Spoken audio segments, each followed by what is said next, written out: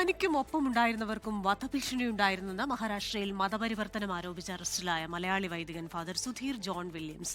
നിർബന്ധിത മതപരിവർത്തനം നടത്തിയിട്ടില്ല, പിറന്നാൾ ആഘോഷത്തിന് പങ്കെടുക്കാനാണ് അമരാവതിയിലെത്തിയതെന്നും ഫാദർ സുധീറും ഭാര്യ ജാസ്മിൻ വില്യംസും 24-നോട് പ്രതികരിച്ചു.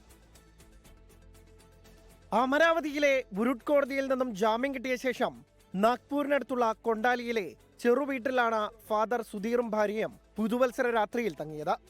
രാവിലെ ചില നാട്ടുകാരും വീട്ടിലേക്കെത്തി.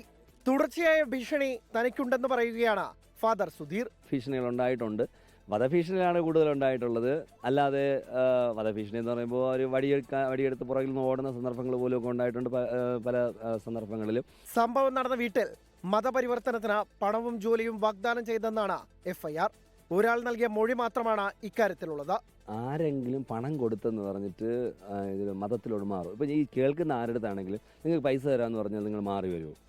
അപ്പോൾ എൻ്റെ അടുത്ത് പോലീസിൻ്റെ അടുത്ത് രഹസ്യമായിട്ട് ചോദിച്ചൊരു കാര്യം അങ്ങനെയാണ്, നിങ്ങൾക്ക് ഒരാളിന് മതപരിവർത്തനം നടത്തി എത്ര രൂപ കിട്ടുമെന്നൊക്കെ ചോദിച്ചു. ഭാര്യ ജാസ്മിനും നടന്ന സംഭവങ്ങളിലെ ദുഃഖം പങ്കുവച്ചു. ഇറങ്ങിയപ്പോൾ ഒരു സങ്കടം തോന്നി. ഒരു തെറ്റും ചെയ്യാതെ പോലീസ് സ്റ്റേഷൻ കയറേണ്ടി വന്നല്ലോ എന്ന ഒരു ടെൻഷൻ തോന്നി. സമീപകാലത്ത് നടന്ന സമാനമായ അക്രമ സംഭവങ്ങളുടെ ഒരു തുടർച്ച തന്നെയാണ് നാഗ്പൂരിലും സംഭവിച്ചത്. തൽക്കാലം ജാമ്യം കിട്ടിയെങ്കിലും ദീർഘനാളത്തെ ഒരു നിയമ പോരാട്ടവും ഒപ്പം അരക്ഷിതമായ ഒരു സാഹചര്യത്തെയും വൈദികൻ നേരിടേണ്ടതുണ്ട്.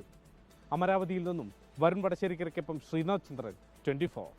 ലോകത്തെവിടെയായാലും ഏത് സമയത്തും 24 വാർത്തകളും ഓഗ്മെന്റഡ് റിയാലിറ്റി പാക്കേജുകളും എക്സ്പ്ലെയിനറുകളും വിശദമായി കാണാൻ ഞങ്ങളുടെ YouTube ചാനൽ നിങ്ങൾക്ക് സബ്സ്ക്രൈബ് ചെയ്യാം.